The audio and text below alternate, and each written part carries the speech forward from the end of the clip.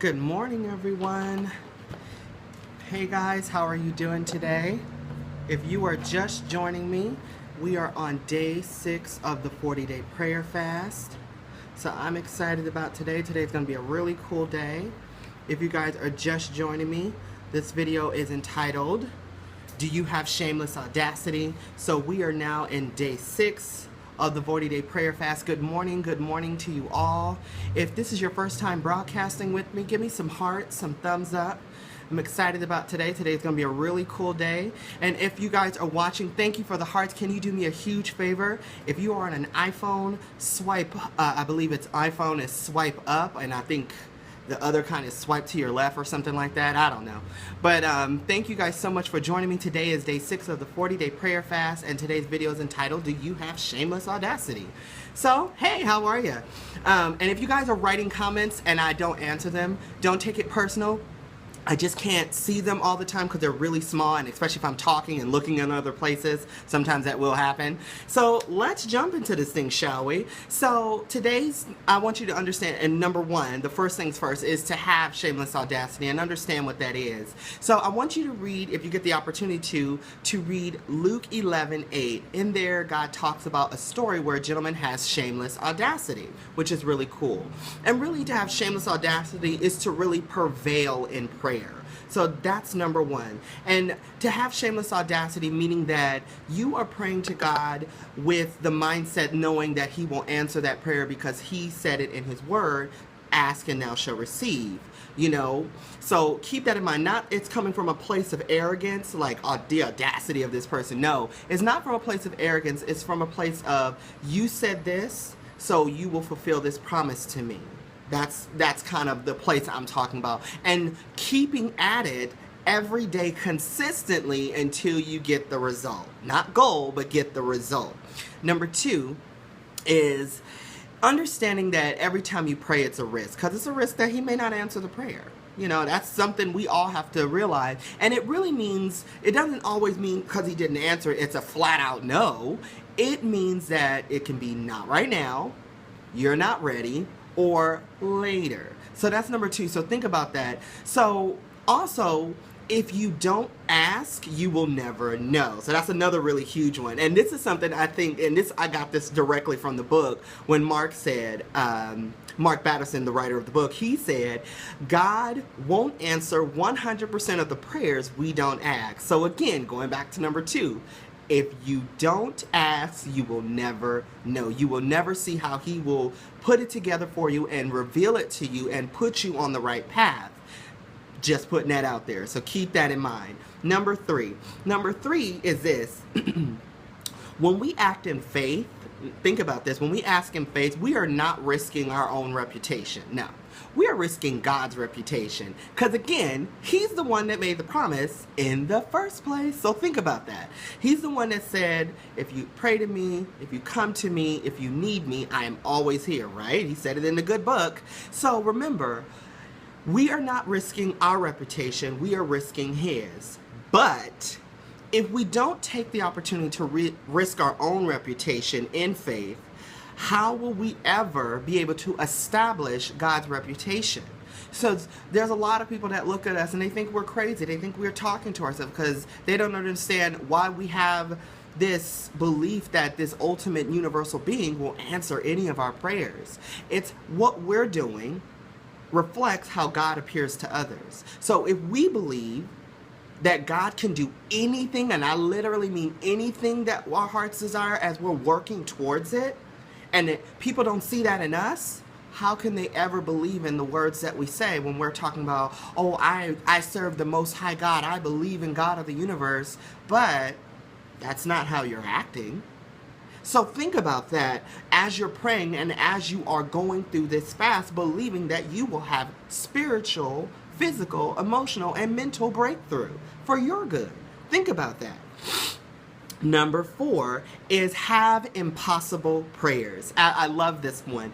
Have impossible prayers, because sometimes we think, oh, well, if I'm asking for this big thing, it might offend God. God may not answer. No, He wants you to ask the impossible. Because when we do this, Mind you, God honors all bold prayers. He answers all prayers, whether we realize it or not. So this is why I always say have a journal. But it's for God to reveal his glory to us. It's for him to reveal his glory to us and for him to show us, yeah, that's right, you ask and you shall receive. And all he wants from us is for us to pray to him, to seek him, to love him, and to follow his word. That's it. That's all he wants. He's not asking for much. He's not asking for our blood. He's just asking for that. But going back to this, God honors all bold prayers. And thank you for the hearts, guys. I really appreciate it. But when we ask the impossible prayers, it also helps our faith. It strengthens our faith. Think about something that you have been praying for, like really have been praying for, and you're like, God, I need you to answer this for me. God, sometimes desperate times calls for desperate measures, and you're like, God, come on, I need this right now. I'm coming to you, God. I need this. But when he answers that prayer, it's like, God, dang, all right, I'm excited. And it takes your faith with him to a whole new level. Trust me, I've experienced this several times, and it's really awesome. I'm telling you. Pray, go back, and think about it. And then I want to use this as an analogy. Thank you guys for the hearts. I greatly appreciate this. Use this analogy. This is going to sound really stupid, but it makes a lot of sense. When we're not acting in faith, we don't believe in God. Think about fried chicken. Think about the result of a fried chicken. In order for it to be fried and be delicious, and for all of us who are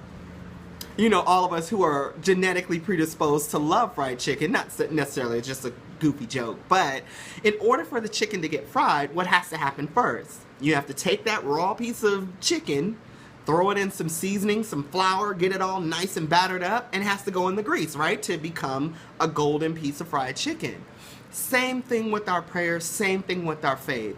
We can't be asking God for the result, asking him for it, when we ourselves are not taking the necessary steps to make it happen for us. See, this is something you have to think about. Mark also says this in his book. We have to act like it relies on us, but pray like it relies on God. We have to, every day when we get up, for an example, I'm gonna give you guys an example of this. Because when I pray to God, I'm asking him, and this is one of my main goals that I will have happen. It might sound crazy to a lot of you, but this is one of my prayers. Before I am 40 years of age, I have the number, but I won't say it. Before I am 40, I will be a multimillionaire, and my influence, my gifts, my talents, and my services will fall across this nation and will help lots of people. Will I be able to help everyone? I don't know. But will I help a lot of people? Absolutely.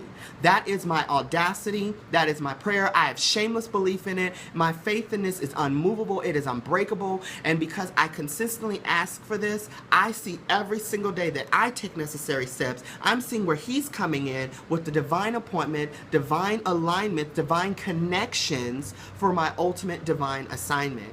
So I want you guys to think about that when you're praying. That is a big prayer, yes? I believe that he can do that for me. But if I'm asking him, God, I want to make money, guess what? I can do that for myself. All God will have to say is this, look, go fill out a job application. Oh, go start your business. And while you're doing the little things, I'm going to be working on the big things. And don't worry about some of the little stuff, because I've already taken care of some of that for you as well. So those are things we have to think about when we're praying. And when we are praying these big prayers, these bold prayers, having shameless audacity when we pray. And then number 5 is this, and I hope you guys take this. If you don't test God in prayer, you will have no testimony. Remember, in every test is a testimony. So keep that in mind, and just remember this as well. Let go and let God. When you let go and you take that pressure off yourself about what you're praying for, and that's what prayer is for. It's here to help you move along in your journey. So remember, as you're praying to God, remember you're releasing that. You're letting that go and putting that on him for him to reveal and fulfill that promise to you in prayer. So quiet time and meditation is a must. But remember, number 5, if you test God, and I love this, you will have a testimony. You will have a great testimony. You'll be able to come back to people and say, look at what God did for me. And then again, it's not your reputation, it's his reputation on the line when these things occur. So let go, let God, keep asking, Keep knocking, for those of you who know what I'm talking about. Keep seeking, keep praying, and keep circling those prayers. As I always like to say, I really truly hope and pray that ears have received, that eyes have been opened, but most importantly, your mind has been renewed.